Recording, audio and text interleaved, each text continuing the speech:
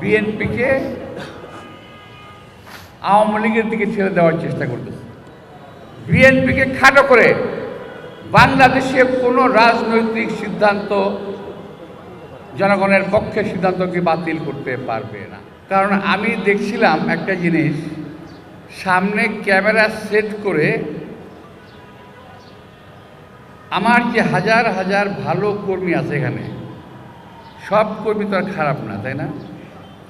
হাজার হাজার ভালো কর্মী আছে আমার এখানে, এর মধ্যে 2-4 জন আছে চাঁদাবাজ। ওরা ক্যামেরা এডিটিং করে আমার সঙ্গে ছবি তোলার জন্য ব্যস্ত হয়ে গেছে। এই জন্য আমি গাড়ি থেকে নামি নাই, ক্যামেরা সরিয়ে দিয়ে তারপরে আমি গাড়ি থেকে নামছি। কারণ হলো কি জানেন, ওই একটা ছবি বিক্রি করেই যথেষ্ট। সুতরাং যেই সমস্ত ভাইয়েরা, আমি আপনাদের কখনো আন্দোলনে দেখি নাই, শুনেছি আপনারা বিএনপি করেন। যারা আন্দোলন করেছে, যারা কষ্ট করেছে, যারা 70টা বছর পরিশ্রম করেছে রাজপথে, তাদের সুফল আপনার ধুলায় মিশিয়ে দিবেন না দয়া করে। যারা কষ্ট করেছে তাদের কষ্টের ফল এত সস্তায় নষ্ট করে দিবেন না আপনারা দয়া করে। আপনারা মনে রাখবেন, আপনারা একা না, আপনাদের পিছনে আপনাদের বদনাম করার জন্য আরও অনেক গ্রুপ রয়ে গেছে। আমি কিন্তু কালকে একটা কথা বলেছিলাম এক বক্তৃতায়, এটা অনেকগুলো ভাষায় বলা যায়। আমি সবটা ভদ্র ভাষায় বলেছিলাম, সব পাখি তো মাছ খায়, নাম হয় মাছরাঙা। সবাই তো অপকর্ম করে, কিন্তু নাম হয়, নাম দিচ্ছে এখন বিএনপির কিছু কিছু লোক, কিছু কিছু দল, কিছু কিছু সংঘবদ্ধ গোষ্ঠী, কিছু কিছু দেশ থেকে, কিছু বিদেশ থেকে সংঘবদ্ধ প্রচারে নেমেছে বিএনপির বিরুদ্ধে।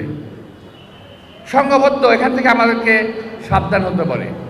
বিএনপির বিরুদ্ধে যে এই যে কনসার্টেড ওয়েতে যে প্রচারণা চালাচ্ছে, যে বিএনপি এটা করছে, বিএনপি এটা করছে, বিএনপিকে আওয়ামী লীগের দিকে ছেড়ে দেওয়ার চেষ্টা করতেছে। আমার কিছু কিছু রাজনৈতিক দল আছে, আবার কিছু আছে, আবার আমার কিছু ভাই আছে, ওরা হলো 16ই ডিসেম্বর শুনছেন, মুক্তিযুদ্ধের পরে ষোড়শ বাহিনী 16ই ডিসেম্বরের সময় ওরা আসলেন, আইসা নিজেদেরকে মুক্তিযোদ্ধা ঘোষণা করলেন, ষোড়শ বাহিনী। আমার কিছু কিছু ভাই আছে, একটা ছোট্ট একটা মামলা খেয়ে পালায় বিদেশ গেছে, দেশে নাই। আর আমরা হাজার হাজার মামলা নিয়ে, মৃত্যুদণ্ড মাথায় নিয়ে এই দেশের মাটিতে টিকেছিলাম। আর ওনারা আজকে এসেই মুক্তিযোদ্ধা, দেশপ্রেমিক সেজে গেছে। আমাদের প্রথম কাজটা কি? প্রথম কাজই হলো বিএনপিকে ধোলাই করা, কিন্তু কোনো লাভ হবে না। বিএনপি এই দেশে শহীদ রাষ্ট্রপতি জিয়া রহমানের গড়া দল। বিএনপি এই দেশে দেশনেত্রী বেগম খালেদা জিয়ার হাতে লালিত একটি দল। বিএনপি এই দেশে আমাদের নেতা তারেক রহমানের হাতে পালিত একটি দল। এই মুহূর্তে তারেক রহমানের দলকে আমাদের লালন করছে, দেখাশোনা করছে। সুতরাং এই দলকে টোকা দিয়ে ফেলে দেওয়ার চিন্তা ভাবনা কেউ দয়া করে করবেন না।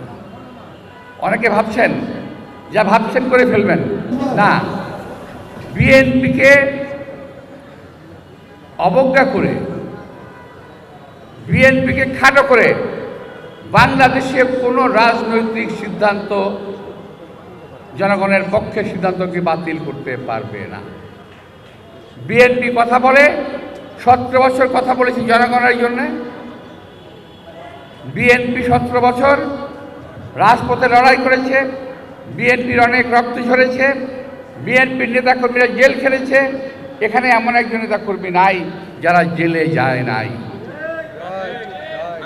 এইটা কারো অঙ্গুলি হেলনে চলে যাওয়ার বিষয় না। সুতরাং হুমকি ধামকি যারা দিচ্ছেন কম দিয়েন, দয়া করে এই কাজগুলো করবেন না। বিএনপি টোকা দিয়ে ফেলে দেওয়া দল না। ওই কয়েকজন ইউটিউবার আর কয়েকজন ঢাকায় বসে বসে সেদিন দেশ থেকে ফেরত আসলেন, অনেকে বলছিলেন দেশেই আসবেন না, এখন দেশে আসছেন, আইসা নতুন মুক্তিযোদ্ধা আসছেন।